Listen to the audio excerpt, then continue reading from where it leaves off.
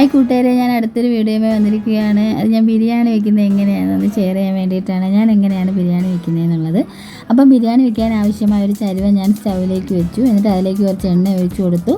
അതിനുശേഷം ഞാൻ നേരത്തെ അരിഞ്ഞ് തയ്യാറാക്കി വെച്ചിരുന്ന സവാള ഇട്ട് കൊടുത്തു. അതൊന്ന് ഉപ്പൊക്കെ ഇട്ടൊന്ന് നല്ലതുപോലെ ഒന്ന് വഴറ്റിയെടുത്തു. ഒരു ചെറിയ ബ്രൗൺ നിറമായപ്പോഴത്തേക്ക് ഞാൻ നേരത്തെ തന്നെ അരിഞ്ഞ് വെച്ചിരുന്ന നമ്മുടെ കൊച്ചുള്ളി ചേർത്ത് കൊടുത്തു. എന്നിട്ട് ആ ഉള്ളിയും സവാളയൊക്കെ ഒന്ന് നല്ലതുപോലെ ഒന്ന് വഴറ്റിയെടുത്തു. ഇങ്ങനെ വഴറ്റിയെടുത്തു. എന്നിട്ട് എനിക്ക് അടുത്തത് ചെയ്യാനുള്ളത്, ഇതിലേക്ക് കുറച്ച് ഇഞ്ചിയും വെളുത്തുള്ളിയും ഒന്ന് പേസ്റ്റാക്കി വെച്ചിരുന്നു, അതൊന്ന് ചേർത്ത് കൊടുത്തു. എന്നിട്ട് അത് നല്ലതുപോലെ ഒന്ന് വഴറ്റിയെടുത്തു. എന്നിട്ട് അതിലേക്ക് പച്ചമുളക് ഇട്ട് കൊടുത്തു. ആ പച്ചമുളക് ഇട്ട് നല്ലതുപോലെ ഒന്ന് ആ ഉള്ളി ഒന്ന് വഴറ്റിയെടുത്തു. ഇത് ഞാൻ നേരത്തെ വാങ്ങി കഴുകി വൃത്തിയാക്കി വെച്ചിരുന്ന ചിക്കൻ, അതിലേക്ക് ആവശ്യമായിട്ടുള്ള ഇൻഗ്രീഡിയൻസ് ചേർത്ത് കൊടുത്തു. അതിലേക്ക് കുറച്ച് ഗരം മസാല, മല്ലിപ്പൊടി, മഞ്ഞൾപ്പൊടി, കുരുമുളക് പൊടി, പിന്നെ ചിക്കൻ മസാല, കുറച്ച് മുളക് പൊടി, ഇതെല്ലാം കൂടെ ചേർത്തു. ഉപ്പ്, ആവശ്യമായ ഉപ്പ്, അതൊക്കെ ഒന്ന് ഇട്ട് കൊടുക്കുമ്പോൾ ഇറച്ചിയിലൊക്കെ നല്ല പിടിച്ച് നല്ല സെറ്റായിട്ടിരിക്കും. അപ്പോൾ അത് ഞാൻ നേരത്തെ തന്നെ ഇതെല്ലാം കൂടെ ചേർത്ത് കൊടുത്ത് നല്ല മിക്സാക്കി നമ്മൾ ചിക്കൻ റെഡിയാക്കി അങ്ങ് വെച്ചു. അപ്പോൾ നമ്മുടെ സവാള ഒന്ന് വഴന്ന് വന്നപ്പോൾ അതിലേക്ക് ഞാൻ കുറച്ച് തക്കാളി ചേർത്ത് കൊടുത്തു. അത് നല്ലതുപോലെ ഒന്ന് മിക്സാക്കിയിട്ടൊന്ന് വഴറ്റിയെടുത്തു. അതിലേക്ക് കുറച്ച് മല്ലിയില ചേർത്ത് കൊടുത്തു. എന്നിട്ട് അതും ഒന്ന് നല്ലതുപോലെ വഴറ്റി നല്ല മിക്സാക്കി എടുത്തു. എന്നിട്ട് അതിലേക്ക് കുറച്ച് ഇൻഗ്രീഡിയൻസ് എന്ന് വെച്ചാൽ കുരുമുളക് പൊടി, മഞ്ഞൾപ്പൊടി, മല്ലിപ്പൊടി, ആവശ്യത്തിന് മല്ലിപ്പൊടി, ഇതൊക്കെ ചേർത്ത് കൊടുത്തു. ഗരം മസാല, പിന്നെ നമ്മുടെ ചിക്കൻ മസാല കുറച്ചൊന്ന് ചേർത്ത് കൊടുത്തു. എന്നിട്ട് ഞാനിതെല്ലാം കൂടി ഇട്ടൊന്ന് നല്ലതുപോലെ ഒന്ന് മിക്സാക്കി എടുത്തു. എല്ലാ മസാലയും നല്ലതുപോലെ ആവശ്യത്തിന് ചേർത്ത് കൊടുത്തിട്ട് അതെല്ലാം ഒന്ന് മിക്സാക്കി എടുത്തു. ഇതിൽ കാണുന്നത് പോലെ ഇങ്ങനെ നല്ലതുപോലെ മിക്സാക്കി എടുത്ത് ഈ പരുവത്തിലാക്കി.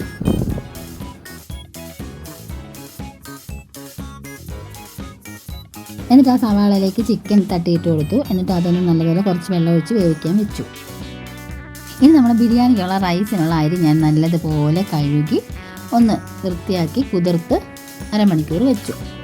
അരമണിക്കൂർ ഒരു 20 മിനിറ്റ്.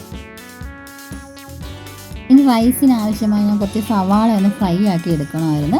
അങ്ങനെ ഞാനതൊരു ചീനച്ചട്ടിയിലിട്ട് ഇച്ചിരി വെളിച്ചെണ്ണ ഒഴിച്ച് ഇങ്ങനെ ഫ്രൈ ആക്കി എടുക്കുവാണ്. റൈസിന് ചെറുതായിട്ട് അരിഞ്ഞിട്ട് ഇങ്ങനെ ഫ്രൈ ആക്കി ഇങ്ങനെ എടുക്കുവാണ്. ഞാൻ അങ്ങനെ നമ്മുടെ സവാള ഫ്രൈ ആക്കി, പിന്നെ ആ എണ്ണയിൽ തന്നെ ഞാൻ അണ്ടിപ്പരിപ്പ്, മുന്തിരിങ്ങ എല്ലാം ഫ്രൈ ആക്കി ഇതുപോലെ സെറ്റാക്കി വെച്ചു. റൈസ് വെക്കാനായിട്ട് ഞാനൊരു കലത്തിലേക്ക് വെള്ളം ഒഴിച്ചു. അതിനകത്ത് ഞാൻ ഈ പട്ട, ഏലക്ക, ഗ്രാമ്പൂ എല്ലാം ഇട്ട് കൊടുത്തു. കറുകപ്പട്ട എല്ലാം ഇട്ട് കൊടുത്തു, കുരുമുളക്. എന്നിട്ട് അതിലേക്ക് നല്ല തിളച്ച് വന്നപ്പോൾ ആ കഴുകി കുതിർത്ത് വെച്ച അരി ഞാൻ ഇട്ട് കൊടുത്തു. കുറച്ച് അരി ആ കലത്തിലേക്ക് ഇട്ട് കൊടുത്തു. അതൊന്ന് നല്ല രീതിയിലൊന്ന് ആ റൈസ് ഒന്ന് വേവിച്ചെടുത്തു. നല്ലതുപോലെ കലക്കി ഒന്ന് അരി ഇട്ടതിന് ശേഷം ഇളക്കി അതൊന്ന് വേവിച്ചെടുത്തു. എന്നിട്ട് ബിരിയാണിക്കുള്ള റൈസ് നല്ല രീതിയിൽ വേവിച്ച് ഞാൻ ആ വേവിച്ച് വെച്ച മസാലയ്ക്ക് ഇട്ട് കൊടുത്ത് എന്നിട്ട് നല്ലപോലെ ഒന്ന് സെറ്റാക്കി എടുത്തു. എന്നിട്ട് അതിലേക്ക് അരിഞ്ഞു വെച്ച പൈനാപ്പിൾ ഇങ്ങനെ കുറേശ്ശെ വിതറി കൊടുത്തു. അതിനുശേഷം അതിലേക്ക് തക്കാളി ചെറുതായിട്ട് അരിഞ്ഞു വെച്ചിരുന്നു, അത് ഞാനിങ്ങനെ വിതറി കൊടുത്തു.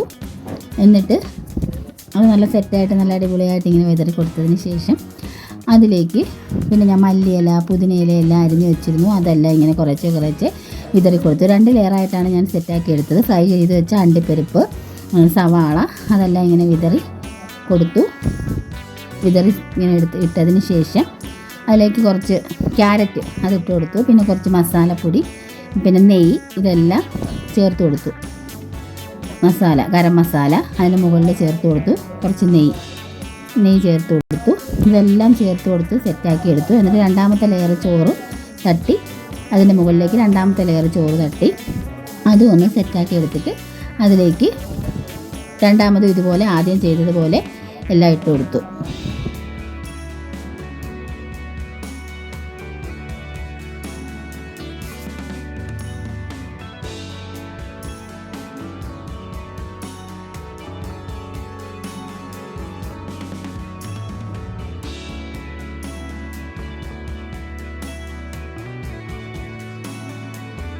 രണ്ടാമത് ഞാൻ നെയ്യും എല്ലാം ചേർത്ത് കൊടുത്തതിന് ശേഷം പിന്നീട് കുറച്ച് വെളിച്ചെണ്ണയും കൂടെ ഒഴിച്ചു കൊടുത്തു. സെറ്റാക്കി വെച്ചു.